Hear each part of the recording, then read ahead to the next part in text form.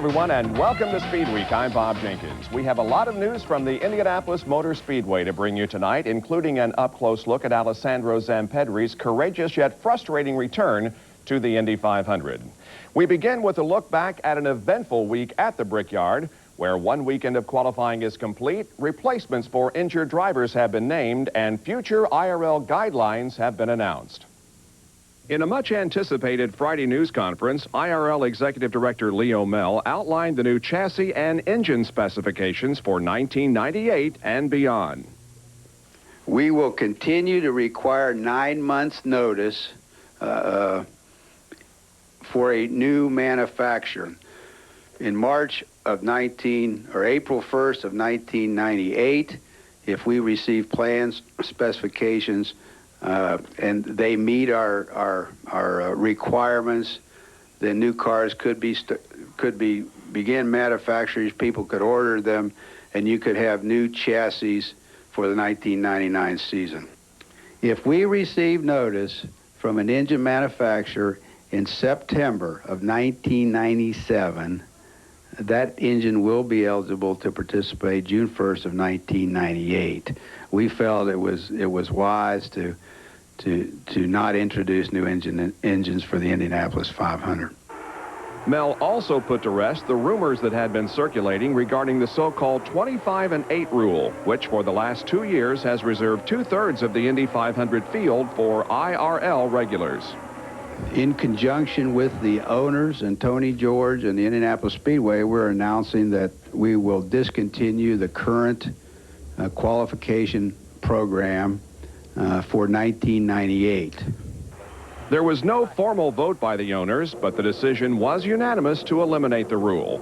So could this be the opening for kart teams to return to the Brickyard? If these people were staying away because of the 25 and 8 rule, and the 25 and 8 rule is gone, I assume we can see them here next year, and we're going to have to race them. And frankly, I think it'd be good for an IRL team to be able to run with them and not just let them steamroller us. Yeah, all the owners were fine with rescinding it because we want this league to be absolutely totally open, which it has been anyway. But it's been unfortunate that the 25 and 8 rule was construed as anything more than what it was intended to be, which was a way to take care of those that set out and took the initial risks involved with going with the league. In a written statement, kart president and CEO Andrew Craig responded to today's announcements. He considered it a positive first step in resolving the differences between kart and the IRL. He also noted that the elimination of the 25 and 8 rule by no means guarantees that kart teams and drivers will compete in the 1998 Indy 500. Now to action on the track. Arie Luyendyk earned his second Indy 500 pole Saturday, and for the second straight year, he had a close call.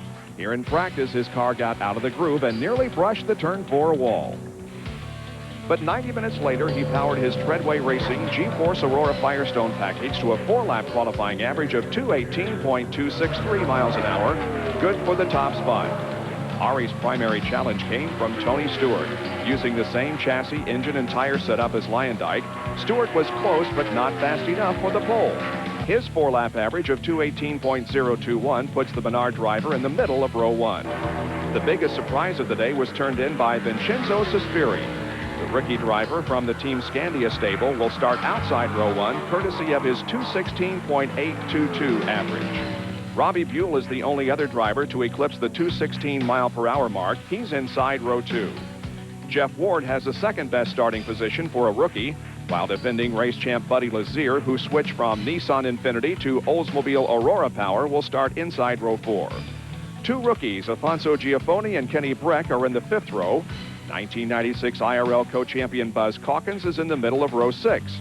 Alessandro Zampedri is back in the Indy 500 1 year after suffering serious feet and leg injuries at the Speedway. And World of Outlaws legend Steve Kinser qualified for his first 500 on Sunday. 2 drivers involved in practice crashes last Friday will not race in this year's Indy 500. John Paul Jr. suffered multiple fractures to his lower right leg and left heel in this incident. He declined surgery and was released from Methodist Hospital on Sunday. He's expected to miss 6 to 8 weeks. Later that day, Scott Sharp experienced his second crash in the month. The right side of his A.J. Foyt-owned G-Force Aurora smacked the turn 4 wall. and then coasted for nearly a half-mile before coming to a stop near the end of the front stretch. Sharp was temporarily knocked unconscious in the incident, and on Monday, doctors elected to keep him out of competition for the rest of the month because of some swelling on his brain. Foyt had hoped to replace Sharp with his godson, John Andretti, but Andretti's NASCAR Winston Cup obligations prevented that from happening. So on Tuesday, Foyt announced that sports car veteran Johnny O'Connell, who also has IRL experience, would inherit the ride. Also on Tuesday, PDM Racing announced that Tice Carlson will replace John Paul Jr. Unfortunately for Foyt, another one of his cars was damaged on Friday when O'Connell made head-on contact with the Turn 1 wall. He suffered some facial lacerations and underwent surgery late Friday afternoon to repair a dislocated arch in his left foot. Of course, this weekend is the last opportunity for drivers to make the May 25th Indy 500. Here's a list of some of the drivers expected to make a qualifying attempt either Saturday or Sunday. ESPN and ESPN2 have the Brickyard covered this weekend with 10.5 hours of live coverage beginning at 1 o'clock Eastern on Saturday and 2 on Sunday. Later on SpeedWeek, we'll follow Alessandro Zempedri during his attempt to qualify for this year's Indy 500. Welcome back to SpeedWeek. The Kart PPG World Series visited Brazil last weekend for the Hollywood Rio 400. Native Brazilian Mauricio Gugelmin led the field to the green, but Parker Johnstone made contact with Walter Salas and collected several cars, including defending Rio winner and crowd favorite Andre Ribeiro. The ensuing restart saw Gugelmin maintain the front spot ahead of fellow countryman Roberto Moreno. On lap 10, Nazareth winner Paul Tracy got loose and spun, but he kept his engine going and was able to get back in line. Just a few laps later, Bobby Rahal got a jump on leader Gugelmin and got by for the lead, and he stayed in front for most of the race. On lap 57, Gugelmin and Roberto Moreno got together, sending Big Mo hard into the outside tire barrier. Fortunately, he was uninjured. Meanwhile, Rahal remained in the top spot just ahead of the hard-charging Tracy. But with just over a lap remaining, Rahal ran out of fuel, surrendering the lead to Tracy. Rahal wound up in the 10th spot after leading 102 of the 133 laps. Tracy beat Greg Moore to the checkered flag and recorded his second straight win for Team Penske. With Sunday's win, Tracy assumes the lead in the season point standings. Australia winner Scott Pruitt is second, followed by Alex Zanardi, Michael Andretti, and more. The NHRA finished its rain-delayed Pennzoil Nationals last Saturday at Virginia Motorsports Park. The Pro Stock Final pitted Warren Johnson against his son, Kurt. Shortly after the green light, the transmission broke on the younger Johnson's car, enabling Dad to cruise to his third win of the year and into the Pro Stock points lead. Also looking for their third win of the year was Top Fuel's Team Winston, which is headed by crew chief Alan Johnson and driver Gary Scelzi. Their opponent in the final was the Far Lane's Corey McLenathan. Neither driver had a very solid run, but Scelzi's 4.7370 laps time at over 282 miles an hour was good enough for the win. The surprise of the weekend came in Funny Car, where Chuck Etchells, who had upset John Force in the semis, faced Cruz Pedregon. The two were running side by side until Pedregon lost traction near the finish, allowing Etchells to earn his first victory since last June. This weekend, the NHRA is in Englishtown, New Jersey for the 38th annual Mopar Parts Nationals. Dave McClellan is standing by with one of last weekend's winners, plus he has a report on Friday's qualifying session. Dave?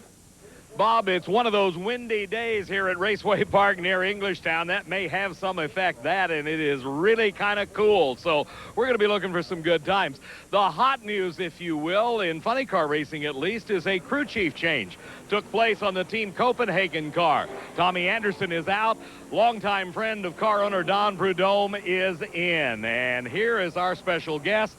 He is the most recent winner on the NHRA trail, picking up the title at Richmond. Chuck Etchells, congratulations to you. How important is the crew chief in the operation of the Kendall car?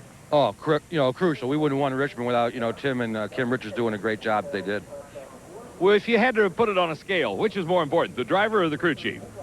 I think it's probably pretty much even. I mean, when you look at it, sometimes the driver saves a race, and the crew, they wouldn't have a shot obviously without the crew chief. But half our races we probably won on Sunday because I did a good job, and the other half because the crew gave me the best car. So it's pretty even.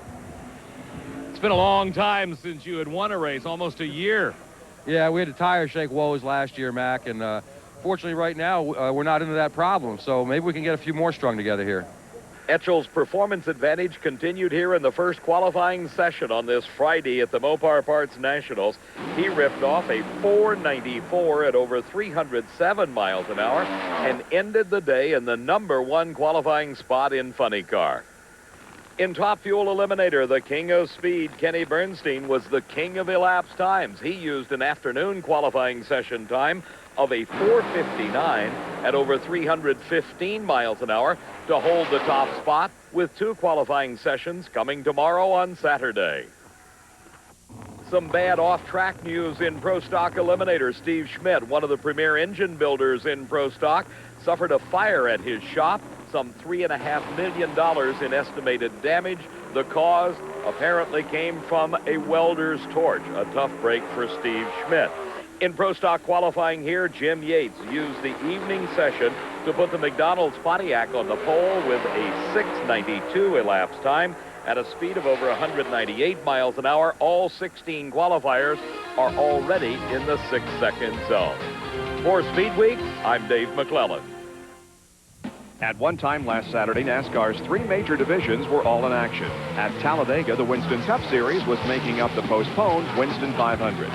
19 laps into the event, Dale Earnhardt jumped to the lead for the first time since the Daytona 500. He would lead 78 circuits on the day, the most of any driver. Dale Jarrett had a day he would like to forget. His Quality Care Ford was slowed all day by engine problems. Jarrett finished 4 laps down in 35th place. 2 weeks ago, Mark Martin had Steve Park's Dale Earnhardt-owned Busch car in his mirror. On Saturday, Earnhardt himself was on Mark's bumper. And once again, Mark held on for the win, his second in a row. Mark's average speed for the first ever caution-free race at Talladega was 188.354 miles an hour, a record for a 500-mile Winston Cup event. Terry Labonte finished 6th and, coupled with Jarrett's misfortune, climbed into the points lead. Jarrett falls to 3rd, 13 markers behind Jeff Gordon. The NASCAR Craftsman Truck Series continued their West Coast visit Saturday in Monroe, Washington for the Napa Card 200. Portland winner Rich Bickle brought the field of 32 trucks into Turn 1. Bickle led lap 1 but gave up the lead to Rick Corelli, only to regain the top spot on lap 11. After trading the lead with Bob Keselowski, Bickle found himself in the lead once again, battling with Jack Sprague for the top spot, with Sprague coming out in front. Today's most serious incident happened on lap 147 when several trucks spun, including Lance Norrick. His NHL Ford caught fire, but he was able to climb out uninjured. Late in the race, with Sprague still leading, Bickle mounted another charge, this time staying out in front for good.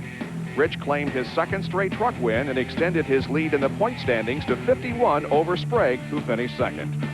NASCAR isn't the only sanctioning body conducting truck races. These are ultra-wheel spec trucks competing at Havasu Speedway in Arizona. Tom Downs in the 25 truck lost his hood during the race, but still managed to finish 5th. Late in the event, Tim Clark and Chuck Berry made contact while battling for the lead, with Berry getting the worst of it and winding up in the infield. On the final lap, Jimmy White was in pursuit of Clark until he spun his truck between turns 1 and 2. Clark then hung on to pick up the win. Now let's take a look at the CarQuest Racing calendar.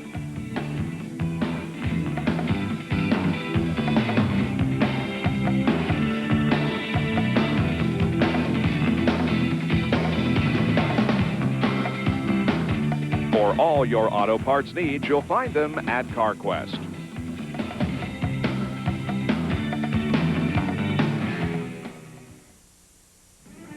A promotional fee paid by Pikes Peak International Raceway. Opening our new 1-mile oval June 8th for USAC Silver Crown, Midget, and Super Modified action. We're racing in the Rockies. Come join us. Welcome back to Speed Week. Last Saturday, Alessandro Zampedri qualified for his 3rd Indianapolis 500. His journey back to the Brickyard has been a courageous one, a journey that has tested his strength and, perhaps most of all, his patience. A year ago, Zampedri drove through arguably the most painful 4th-place finish in Indy 500 history.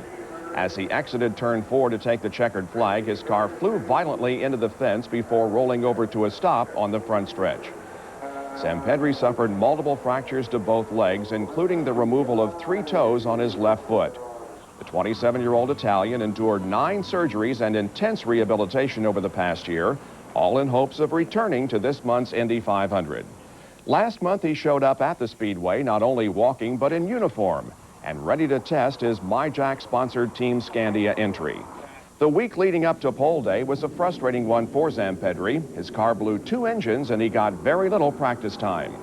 Despite the obstacles, Zampedri and his team were determined to qualify. Our pole day journey with Alex, as he now likes to be called, began early Saturday morning when he called his family in Italy. Poi Tony Stewart, Robbie Gordon ha fatto 215,9. I'm pretty calm. I think yesterday the car was quite good, and even if I had only 1 lap and I was the unfortunate spectator of Sharp's accident, I was right behind him. But I'm fairly confident. I think we have a good car, and I've been here for years now, so the first year I was a lot more stressed out, but I'm very calm, and I think we can have a nice day. Bye, see you at the track.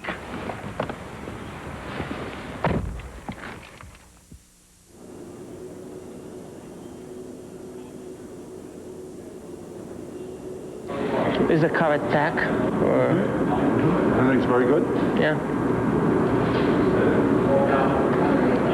Change the gears, everything. Yeah. Everything's perfect. Yeah. You're going to be able to run a bunch of laps, and we'll tell you the strategy once. The microphone is on.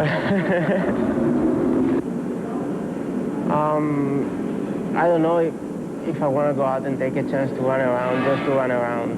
So, or you're there working with me, or it's not a point for me to go out at 8 o'clock. Here's what I would suggest, just my suggestion. You go out because the car is set. Whether I'm standing there or not standing there isn't going to help a thing. Just don't go back out unless I'm there to talk to you. In my opinion, we ought to just get it out of the way. Get it in the race. Even if you're only 212, you know, get it in the race. Do it for me. I mean, I don't want to do it for 212, but because I know we can go faster. But you know, I want to be able to make a decision to when to go out after this half-an-hour practice when I know exactly what I can do. Right. That's when, if you and I can get this thing up to speed, comfortable enough that you would like to qualify. But the problem is that you're not going to be there now. Yes, I will. Just trust me, okay? Just trust me.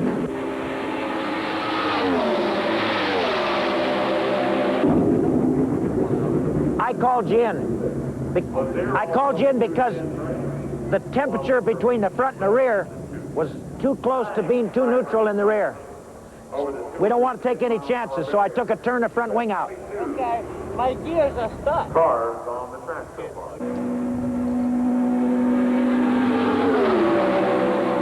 I took a turn the front wing out. I want to make sure you're not loose, Alex. I'd rather have it so you can take push out. Okay.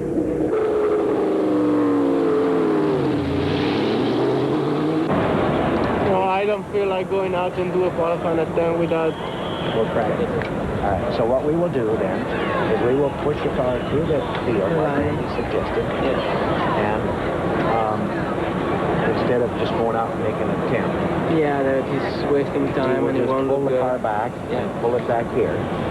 Until everybody give it a try, and then we'll send you back out, and we'll see what the weather is. And yeah, the temperature deck is not going to change that much. It will be only 3-4 degrees. There's no clouds, so we're not taking a chance it's going to rain later or so, but I need to get some laps, I mean. The next 5 hours would be frustrating for Alex, girlfriend Christina, and the rest of the team. He was only able to make a few laps, none of them at speed, and the car still wasn't quite right. But despite the problems, a nervous Alex and his crew decided to give it a try anyway. I don't know what the car's doing, and So that makes stay with us after my qualifying. qualifying run very tough. I have no idea. I never tried the car before like it is now, so I'm gonna try to do my best. Lots going on. We're gonna raise and turn. My car is spinning very, very quick. And I don't know what to say. I hope it's gonna finish very, very quick.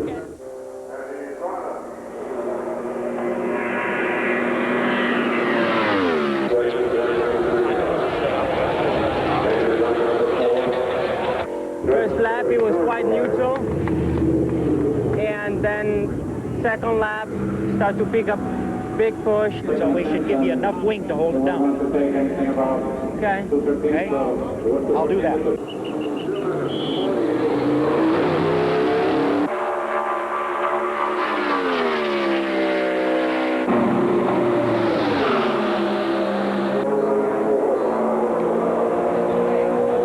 I wish I can go a little bit faster, but it's been a tough day. The Major car had a solid run, but unfortunately we hadn't had a chance to practice a lot the setup, and that's all I was able to get out of the car. I really did my best, and I really look forward for the race. I'm sure the car will be okay for that, and what can I say? See you May 25th. Thanks. After qualifying second earlier in the day at the big track, Tony Stewart headed west to Indianapolis Raceway Park for USAC's sprint and midget doubleheader. Steve Barth started on the pole of the 30-lap feature with Kenneth Nichols alongside.